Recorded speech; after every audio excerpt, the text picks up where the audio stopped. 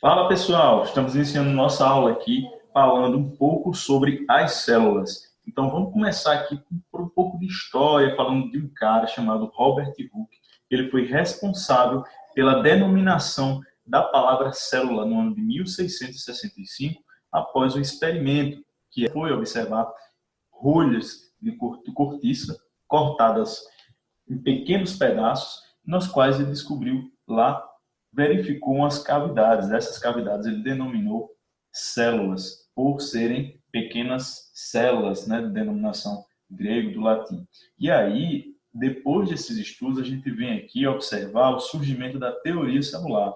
Essa teoria celular, ela diz que todos os seres vivos são constituídos por células, e foi postulada por esses dois caras aqui, chamado Matthias Schleider e o outro Theodor Schwann.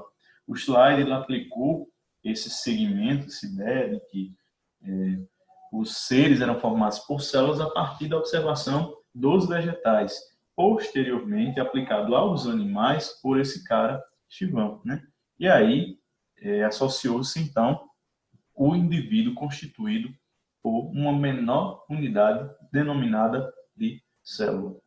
Partimos aqui para outro assunto interessante, que foi o descobrimento do microscópio. Na verdade, não posso ser nem se posso chamar de descobrimento, mas a invenção do microscópio, certo? Que aos poucos ele foi sendo aprimorado de acordo com suas lentes e etc. Hoje, a gente tem microscópios mais simples, desde os microscópios ópticos de luz, são utilizados nos laboratórios de universidades, para estudos, observações de lâminas mais simples, para uma formação acadêmica, até microscópios mais sofisticados, que são utilizados para pesquisas científicas em laboratórios de alta tecnologia, em grandes empresas. E aí, ó, em 1939 aqui, esse microscópio de maior tecnologia foi lançado, vamos dizer assim, certo? Chamado de microscópio eletrônico de transmissão. Posteriormente, veio aí o surgimento do microscópio eletrônico de varredura, que permite identificar aí as estruturas celulares em movimento, ou então as estruturas dessas estruturas que são menores ainda, para que os estudos eles possam ser mais sofisticados, mais avançados. Então, partindo dessa pequena história assim, de início do estudo celular, a gente vem para a discussão de quais os tipos de seres constituídos por essas células e que a gente tem de uma divisão biológica propriamente dita. Partindo dessa observação, a gente passa a estudar aqui a divisão dos seres em procariontes e eucariontes para discutir e poder entender a constituição desses seres a partir dos componentes celulares, tendo como entendimento que os procariontes são seres que apresentam uma célula mais primitiva, sem a composição de um núcleo, ou seja, de uma estrutura central, ok? E os eucariontes são aqueles seres com composição celular mais sofisticada, tendo aí um envoltório nuclear, certo? E um núcleo onde acontece a maior parte das reações. Para caracterizar cada um desses tipos de seres, a gente tem aqui os seres procariontes como seres unicelulares, que são seres formados por apenas uma célula, de estruturas simples e sem um núcleo individualizado. Já os seres eucariontes, formados por seres uni ou pluricelulares, ou seja, tanto de uma célula como por duas ou mais células, com estrutura mais complexa e com um núcleo envolvendo material genético. Partindo aqui, a gente faz a seguinte pergunta: qual a relação das ciências biológicas com a enfermagem? Eu coloquei esse resumo desses acontecimentos, mas obviamente a gente pode dar margem para a discussão de vários outros aspectos. Primeiro, a gente tem aqui favorecer o avanço de estudos, pesquisas científico-tecnológicas. Como eu falei anteriormente, depois do advento do estudo da célula, do microscópio, a gente vê aí uma gama de pesquisas sendo desenvolvidas para poder facilitar o trabalho dos profissionais de saúde. Então, não somente para facilitar o trabalho, mas também para incorporar a tecnologia que avança aí a todo vapor. Isso é interessante a gente poder associar, por exemplo, porque o tanto de equipamentos que a gente usa para tratar o paciente, o tanto de medicamentos, né, ou as técnicas de cuidado também que são aprimoradas, que é interessante de serem discutidas e modificadas, aprimoradas ao longo do tempo. O outro ponto de vista aqui é o reforço, o aprimoramento de conhecimentos da formação profissional. O indivíduo que ele tem uma formação continuada e uma formação baseada em trabalhar tanto a teoria como a prática e a inovação desses aspectos, ele está bem preparado para enfrentar o mercado de trabalho, certo? E, consequentemente, entender os processos ao seu redor.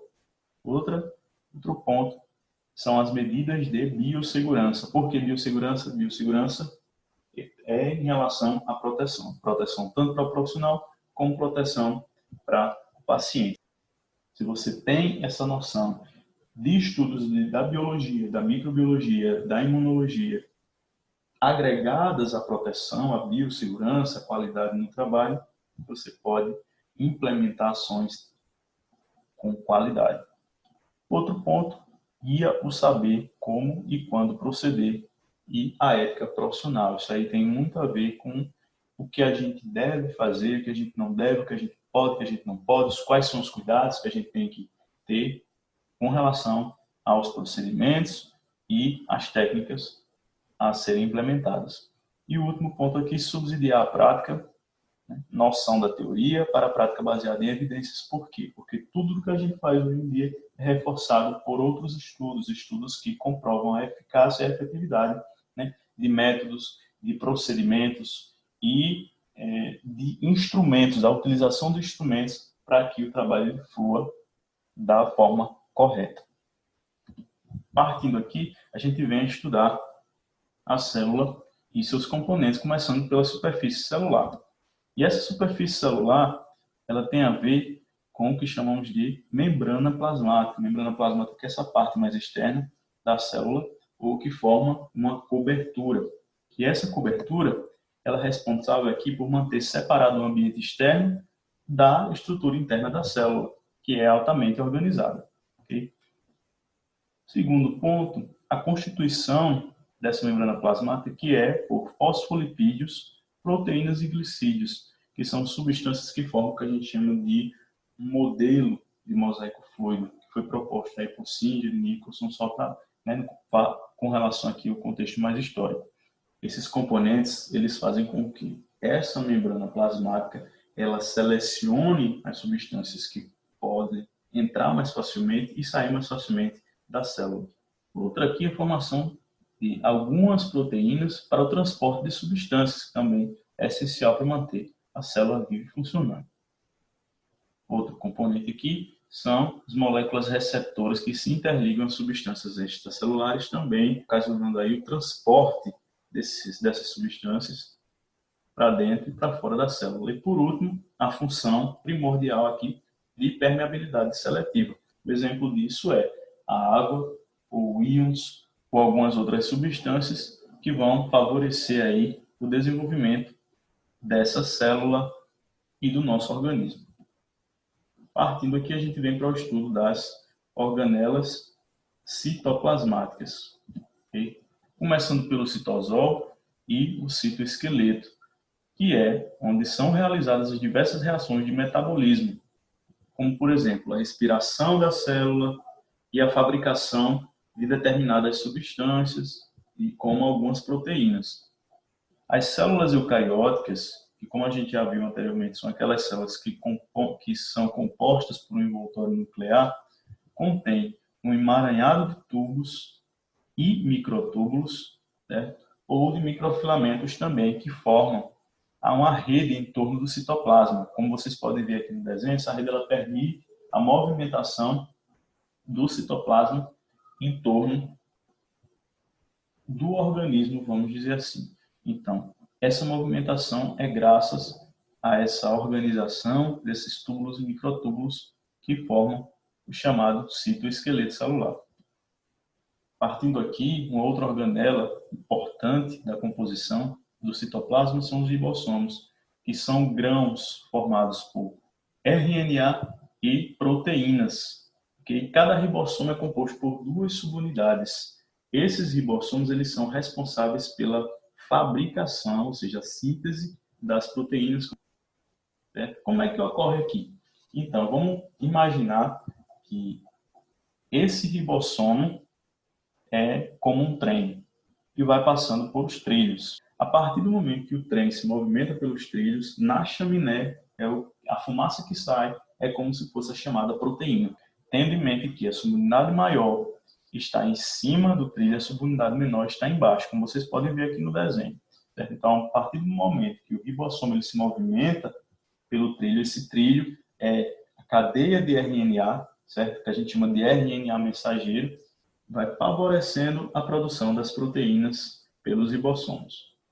Partindo aqui, a gente tem o estudo do retículo endoplasmático, que ele se divide em retículo endoplasmático liso e retículo endoplasmático rugoso, colocados aqui como REL e RER. E esse retículo endoplasmático, eles envolvem cavidades de várias formas, ok? Que é uma qual essas cavidades elas se relacionam à síntese e ao transporte de algumas substâncias.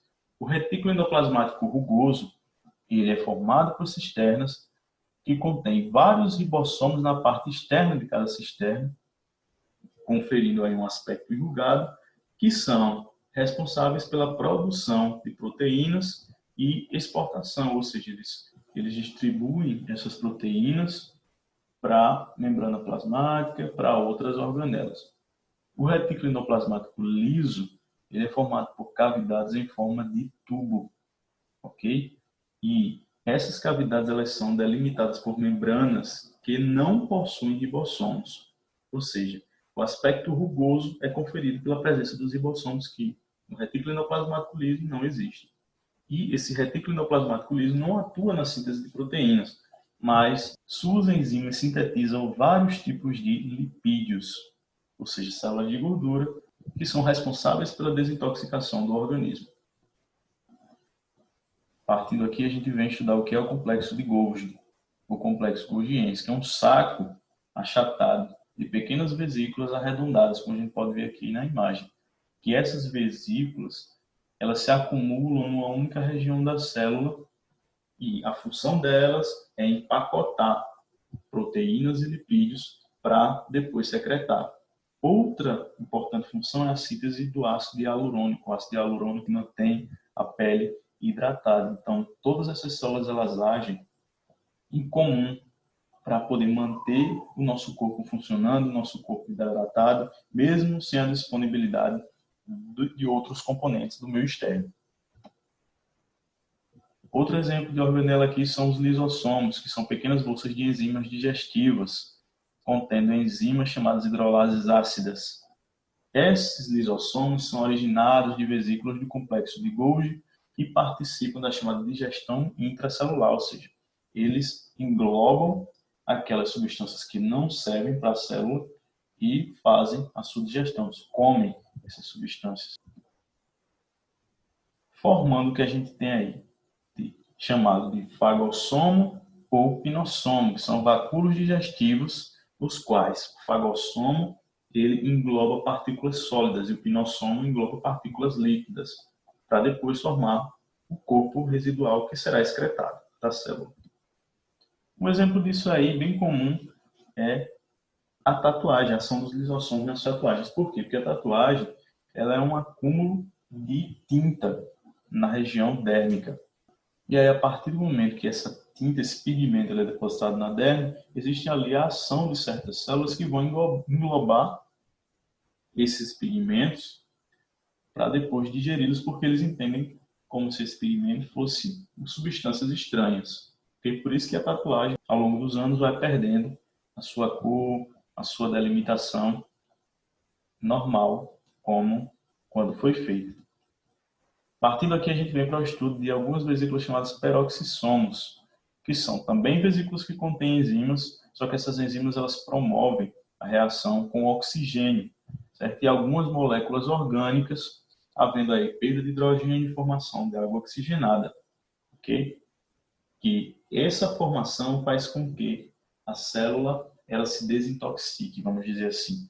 Por isso que pessoas que bebem muito álcool têm um trabalho desses peroxissomos muito grande no organismo. Essas enzimas são responsáveis pela desintoxicação celular.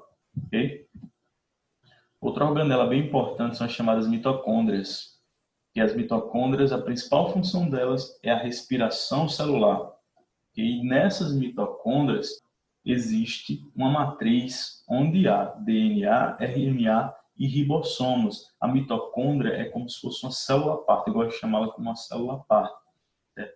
Porque é nela que contém estruturas muito complexas que coordenam a sobrevivência da célula, a respiração celular, o ato mais importante que uma célula faz. Essa mitocôndria ela tem duas membranas, uma externa e uma interna.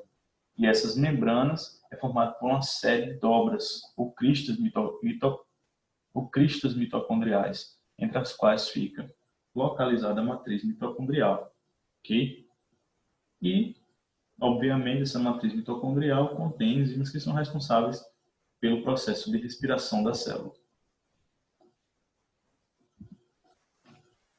Agora vamos ver aqui o estudo do núcleo celular, que é nesse núcleo que nós podemos encontrar o material genético das células, ok?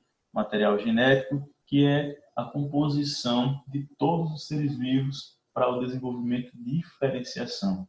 A gente vai entender isso mais um pouquinho. Esse núcleo é formado por uma carioteca, ou uma membrana que envolve, certo?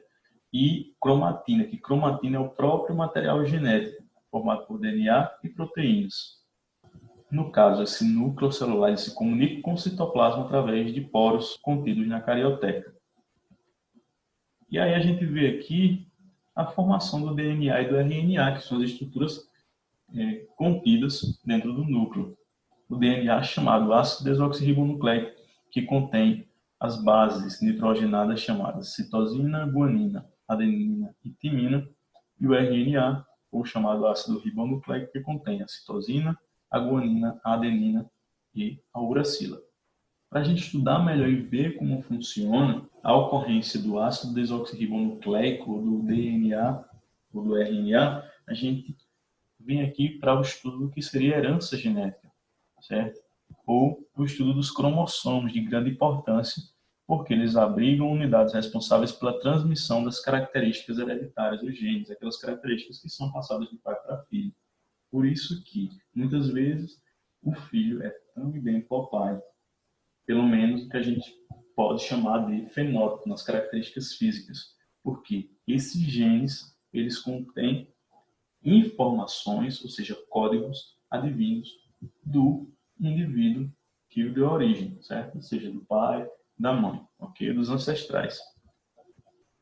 Interessante nesse estudo de herança genética a gente falar de três conceitos aqui. Um chamado de locus gênico, que é o lugar que cada gene ocupa no DNA, e cada gene ele é responsável por uma função diferente, por exemplo, delimitação da cor dos olhos, delimitação da cor do cabelo, delimitação da cor da pele e assim por diante. Outro de células somáticas, que são as células que formam o corpo do indivíduo, né? E na espécie humana existe um conjunto de 46 cromossomos organizados em 23 pares, onde os 23 pares há um que determina o sexo, certo? E aí, esses que determinam o sexo são chamados de células alossômicas, que constituirão aí os gametas. Gametas esses que são células da reprodução sexuada e contém metade do número de cromossomos. O que é que quer dizer? Cada célula do nosso corpo é formada por 46 cromossomos, com exceção dos nossos gametas, o espermatozoide e o óvulo. Cada gameta contém 23 cromossomos, os quais 23 cromossomos vão ter as informações de cada indivíduo. 23 cromossomos femininos vão conter as informações genéticas da mulher, 23 cromossomos masculinos vão conter informação genética do homem. Aqui, para a gente poder ver a determinação do sexo, certo? A gente vê que os pares de cromossomos sexuais encontrados no pai são X e Y. X responsável pelas características herdadas da mãe, Y pelas características herdadas do pai. Os pares de cromossomos encontrados na mãe ou na mulher são X e X. X, que determina, de novo, o sexo feminino, e o outro X também que determina o sexo feminino. Outro fenômeno importante para a gente entender aqui é o de replicação do DNA, ou seja, como é que essa molécula de DNA ela dá origem a outra, é através do que chamamos de duplicação, pela cadeia de dupla S. Vocês podem ver aqui, eles formam como se fosse uma espiral, certo? E a partir do processo de replicação, cada braço dessa espiral vai para um lado e recebe o agrupamento de outro braço. Essa replicação é o que chamamos de tipo semiconservativa, porque parte da característica da célula do DNA original é mantida, embora seja acrescentado um novo. E aí, continuando aqui a explicação, esse DNA é o que chamamos de polímero de nucleotídeos. Nucleotídeos que são compostos por açúcar, certo? E radicais fosfato junto a bases nitrogenadas, que são aquelas bases que a gente viu anteriormente. Citosina, guanina, adenina e timina para o DNA, e citosina, guanina, adenina e uracila para o RNA. Ok? Aqui, só para mostrar como é que ocorre a troca de informações para determinação genética de hereditariedade. Ó, os cromossomos eles trocam as pernas e cada informação genética é permutada. Okay? Essa troca de segmentos permite a troca de informação e de codificação de genes para compor a herança genética de formação do genótipo, que é o conjunto de genes contidos em um ser vivo, e o fenótipo, que é o que chamamos de conjunto de características físicas. E é isso aí, chegamos ao fim da nossa primeira aula. Se tiverem alguma dúvida, é só entrar em contato.